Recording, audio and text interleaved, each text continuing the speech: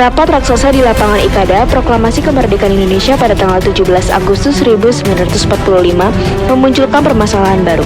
Belanda sangat menampakkan ketidaksetujuannya atas kemerdekaan Indonesia. Belanda menunjukkan keinginannya untuk berkuasa kembali atas wilayah tanah air Indonesia. Di pihak lain, sekutu yang semula hanya berkepentingan dengan Jepang justru mendukung keinginan Belanda.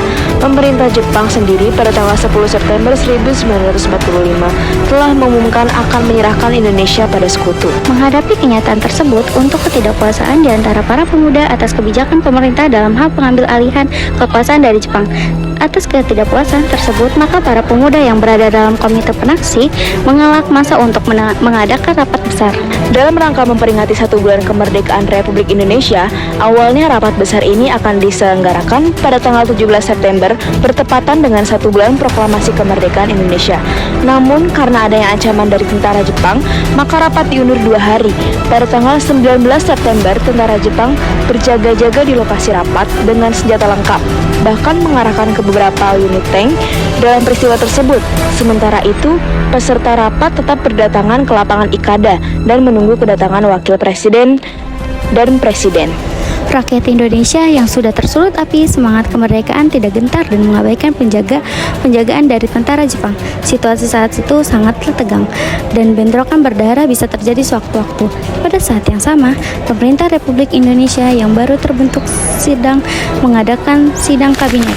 Mendengar kabar adanya rapat raksasa di lapangan Ikada yang dijeluh oleh tentara Jepang bersenjata lengkap, Soekarno dan Hatta kemudian berangkat ke lokasi rapat.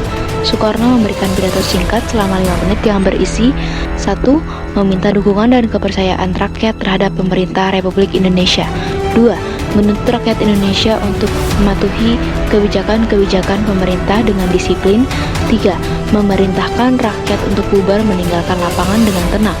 Pemerintah yang dikeluarkan Presiden Soekarno dipatuhi sehingga rapat raksasa di lapangan Ikada berakhir tanpa adanya bentrokan berdarah antara rakyat dengan tentara Jepang dan berakhir dengan aman juga tertipu. Pernyataan Sri Sultan Hamengkubuwono pada masa penjajahan Hindia Belanda, Kesultanan Yogyakarta merupakan salah satu pecahan dari Kerajaan Mataram akibat perjanjian di Anti tahun 1755 dan perjanjian Salatiga tahun 1757. Sekitar tahun 1945, Kesultanan Yogyakarta berada di bawah pimpinan Sultan Hamengkubuwono. Ketika proklamasi kemerdekaan Indonesia mulai tersebar di penjuru tanah air, Sultan Hamengkubuwono spontan menyatakan bahwa Yogyakarta tergabung dengan Republik Indonesia. Tanggal 5 September 1945, Sultan Hamengkubuwono mengeluarkan pernyataan sebagai bentuk dukungan terhadap Republik Indonesia yang dikenal dengan Amanat 5 September 1945, yang isinya sebagai berikut. 1. Bahwa negeri Yogyakarta, Diningrat, yang bersifat kerajaan adalah daerah istimewa dari negara Republik Indonesia. 2. Bahwa kami sebagai kepala daerah memegang segala kekuasaan dalam negeri Yogyakarta Hadiningrat, dan oleh karena itu berhubung dengan keadaan pada dewasa ini, segala urusan pemerintahan dalam negeri Yogyakarta Hadiningrat mulai saat ini berada di tangan kami, dan kekuasaan lainnya kami pegang seluruhnya. 3. Bahwa perhubungan antara negeri Yogyakarta Hadiningrat dengan pemerintah pusat negara Republik Indonesia bersifat langgung, dan kami bertanggung jawab atas negeri kami langsung kepada Presiden Republik Indonesia.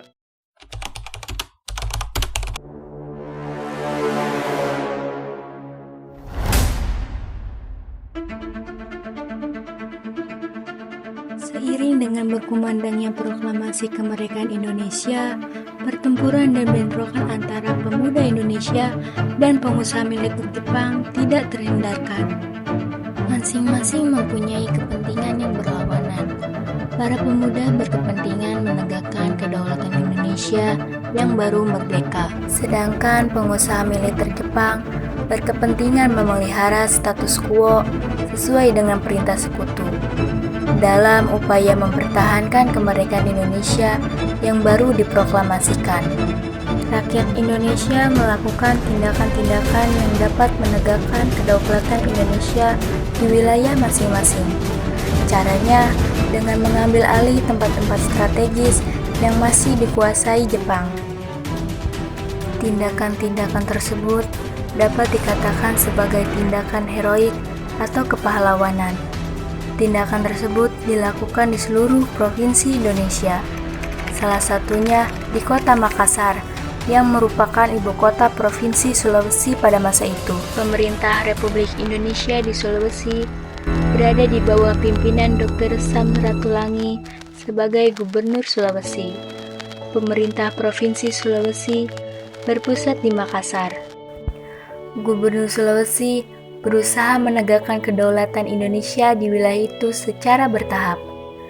Tindakan gubernur itu dinilai terlalu hati-hati oleh para pemuda. Tanpa mengurangi di bawah pemerintah, para pemuda mengambil tindakan. Para pemuda mulai menyusun kekuatan untuk menguasai tempat-tempat penting, seperti studio radio dan markas polisi. Mereka terdiri atas kelompok Boy Taisin, Barisan Berani Mati, Kaigun, Angkatan Laut, Heiho, Tentara Pembantu, dan pelajar setingkat SMP. Pada tanggal 28 Oktober 1945, mereka berhasil mengambil alih dan menduduki tempat-tempat penting.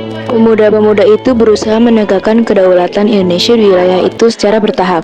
Tindakan gubernur itu dinilai terlalu hati-hati oleh para pemuda.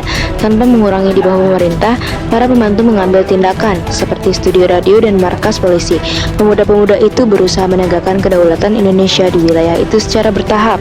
Dalam awal presnya, pengetahuan para pembutuh, mereka terus berusaha untuk memperoleh asal-asal Indonesia, untuk membawa masyarakat di seluruh negara.